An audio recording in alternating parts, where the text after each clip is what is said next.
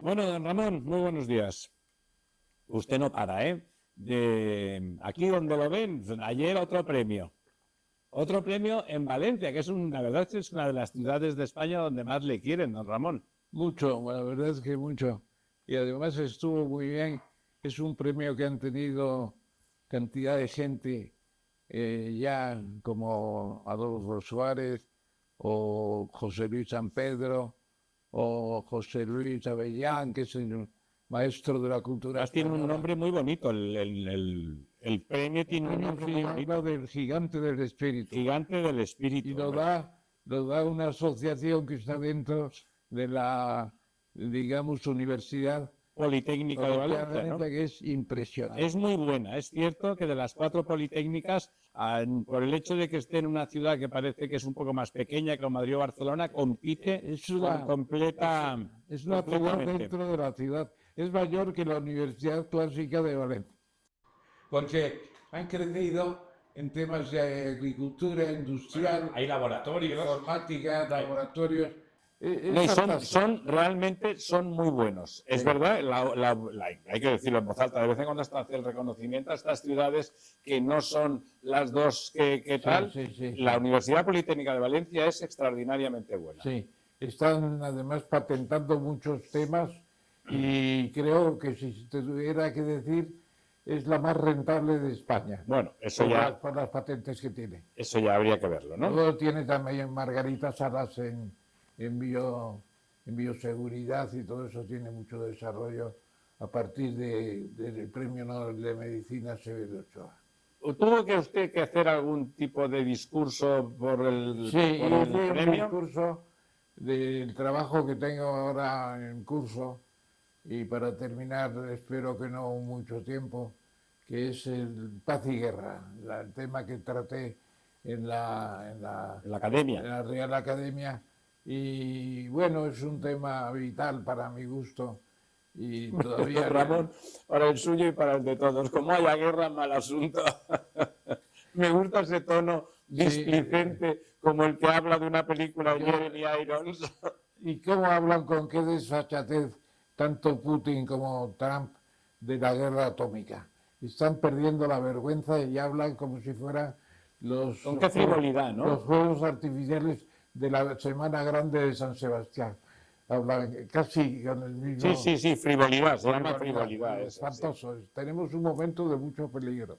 Bueno, lo vivimos en España, ¿no? Vivimos en España otro momento, ayer, todo el fin del juicio del fiscal general, una sensación de estar en una dictadura con el abogado del Estado no defendiendo al fiscal general, sino atacando al resto del Estado, jueces y la UCO. Una sensación de tercermundismo y de dictadura populista horrible, ¿no? Una sensación de tristeza. A mí me genera tristeza.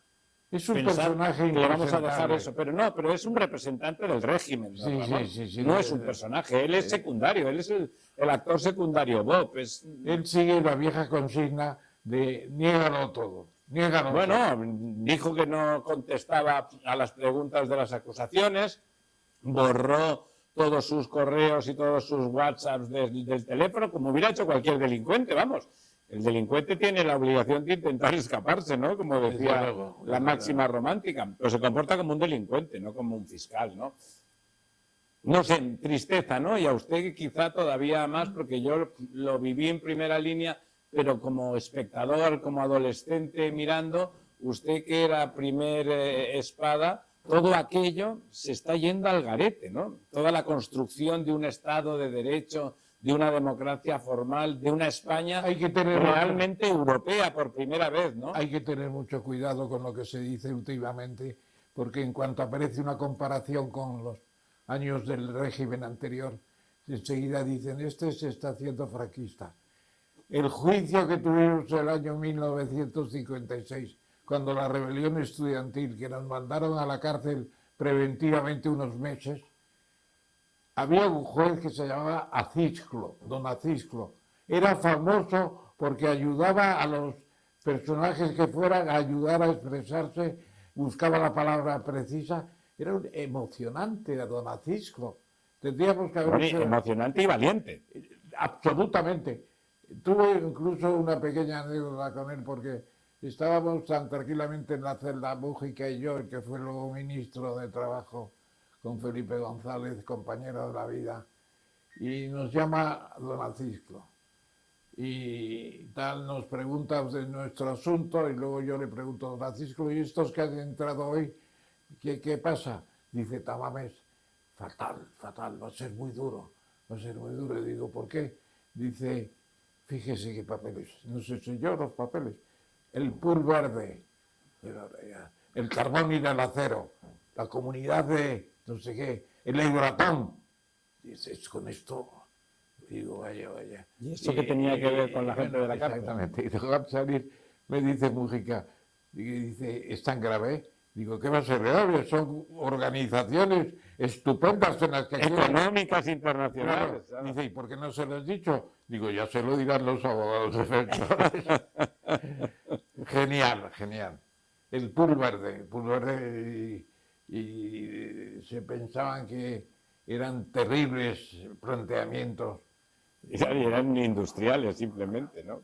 Sí, bueno, y esta mañana, bueno, le veo bien, ha ido usted al médico, ¿a qué ha ido al sí, médico? tenemos un centro médico que, la verdad, la sanidad madrileña que muchos critican, yo creo que para los casos de no enfermedad inmediata está muy bien porque hay una medicina preventiva y nos vacunan y nos miden esto y lo otro y nos mantienen una relación con un médico de cabecera que permanece en la tarjeta, etcétera. Mire, ¿sabe qué pasa? Yo soy ingeniero, como sabe, y al final de caminos, canales y puertos. Miro los números, ¿no? O sea, lo que dice la gente, bueno, cada uno opina o es del club de fútbol que le apetece, pero miro los números. Y resulta que los números de la sanidad madrileña son de los mejores de España. De listas de espera y de todo. De listas de espera, con los números en la mano. De hospitales en los rankings internacionales. De listas de espera, por supuesto, pero con diferencias muy importantes. ¿Es óptimo? No, no es óptimo.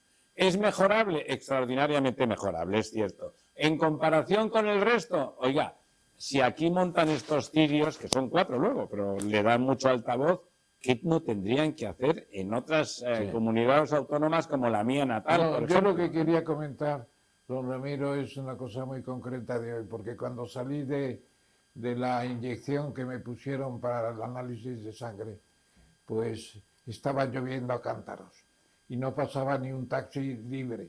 Y entonces se para un ciudadano con un coche de carreras muy bonito que llevaba, y me dice, don Ramón, ¿a dónde va usted? Y me llevó, me trajo hasta... Qué bonito, ¿no? Hombre, fantástico, me ha sucedido unas cuantas veces, pero siempre lo celebro y tal, y hablábamos. Se llama Aníbal, así que te envío un saludo a Aníbal y también a ti y a tus hijos que son muy futboleros, porque viven enfrente del Real Madrid.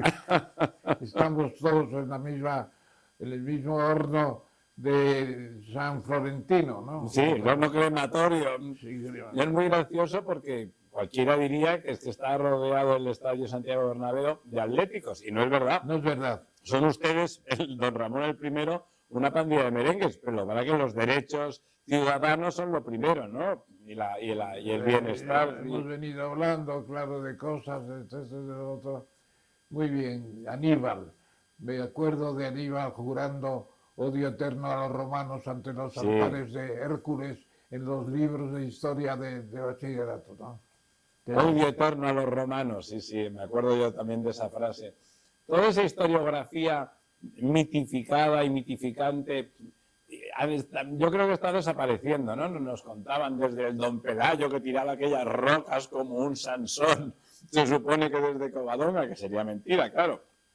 Pero, y luego eso, el Aníbal. Nosotros éramos muy de Aníbal y total era un forastero, de un extranjero, igual que los romanos. Es la única nota antirromana que hay en la visión española de los romanos. ¿Verdad que sí?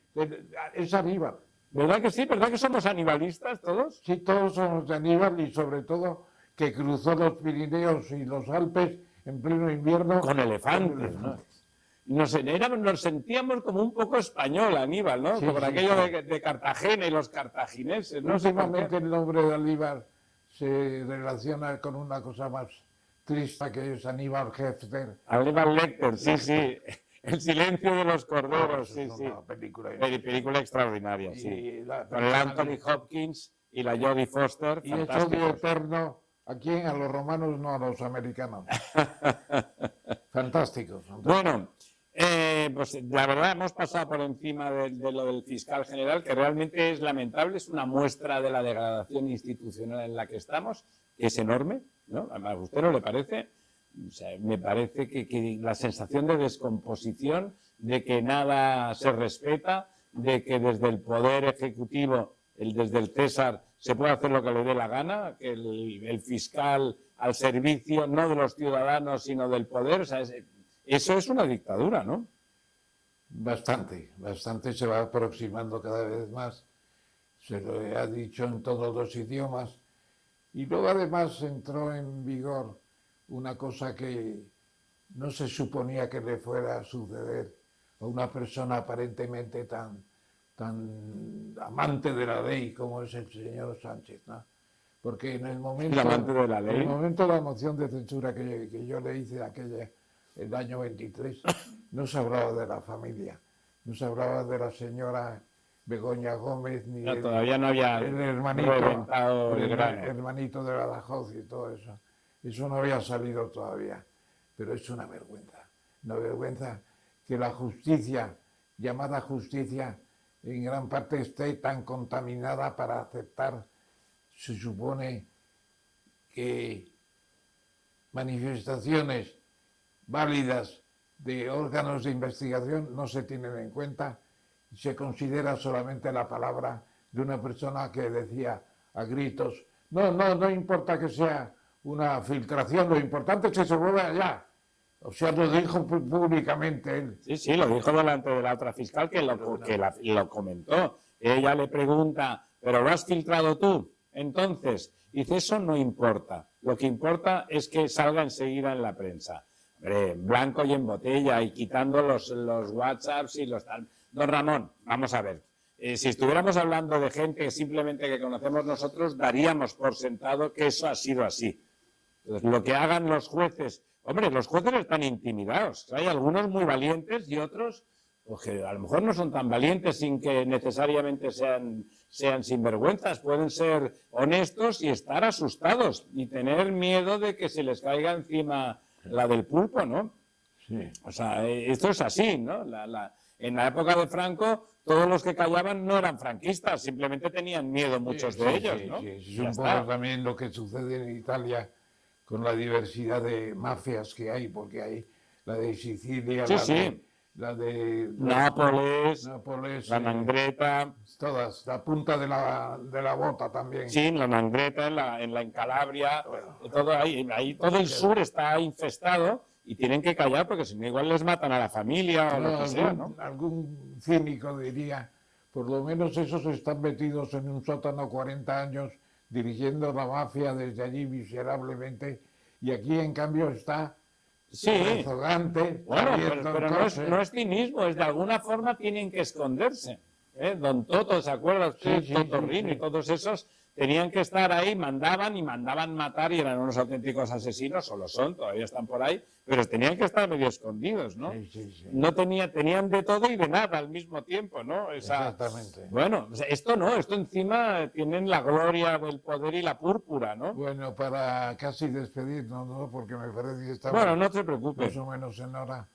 Creo que tendremos una buena información de todo lo que se pueda saber de Antonio Miguel Carmona, en China, ¿no? Que va en el equipo del rey, que está visitando China. Sí, sí. De hecho, creo que la semana que viene está de vuelta aquí. Está de vuelta, lo tendremos en esta sesión. Pues yo creo que sí, Antonio Miguel. Ese es de esos personajes fantásticos que ha sabido nadar y guardar la ropa sin volverse en ningún momento indigno, lo cual no es fácil estando ahí cerca. Tremendo. Lo ha hecho muy bien. La verdad es que Antonio Miguel, además, es una buena persona. Sí. Y una persona inteligente al mismo tiempo. En estos tiempos parece complicado. Desde luego.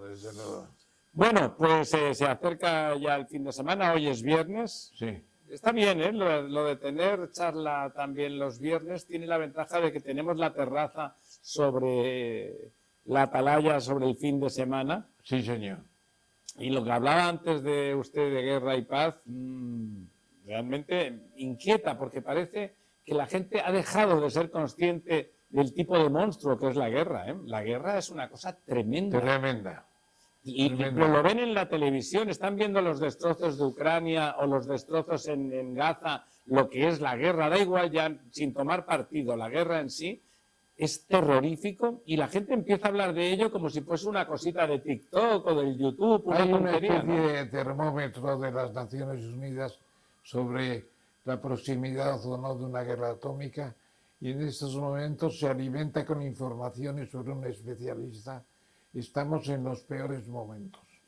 ¿Así? Aunque Robert McNamara, que luego se hizo un pacifista tremendo después de haber incendiado Vietnam en la guerra de Sí, Kennedy. me acuerdo de Robert que McNamara, yo era Kennedy pequeñín. pasaba por ser un santo, pero Kennedy incendió la guerra de Vietnam. Se puede decir que todo eso no se tiene en cuenta. Estamos en el reloj atómico en el peor momento.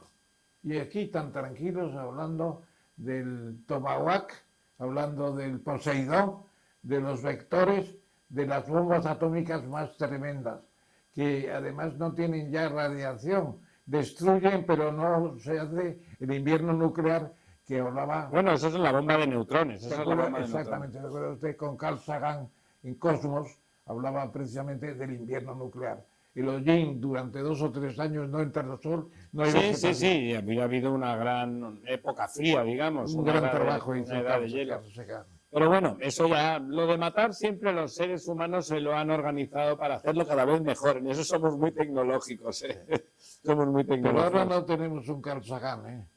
Bueno, ahora va todo tan rápido, don Ramón, que adelantarse con estar ahí encima al día ya cuesta mucho, ¿eh? Ya Porque cuesta la mucho. Berta chica, esta chica ¿Sabe Berta, qué? Tenemos que hablar con don Pablo Bueno, nuestro amigo de TIPSA, porque hicieron una sesión sobre la inteligencia artificial y toda la capacidad de influencia en el mundo del proyecto y de la ingeniería, y creo que no estuve, y creo que fue muy poderosa, muy potente, y que estuvo muy bien, y que nos cuente esa perspectiva, porque realmente hay que ir alimentándose de lo que está pasando ya para no quedarse atrás y perder todos los autobuses. Pablo Bueno, TIPSA, tenemos que hablar con Pablo él. Bueno Tipsa, sí. Pues fíjate, tengo yo que hablar con él porque me dijo, vas a venir en el último trimestre a la empresa para hablar de lo que quieras, me dijo. Y será debido medio olvidar. Bueno, Vamos a hablar con él de inteligencia se lo puede artificial usted recordar y todo eso. directamente. Muy bien. Venga, pues muy Estupendo. buenos días.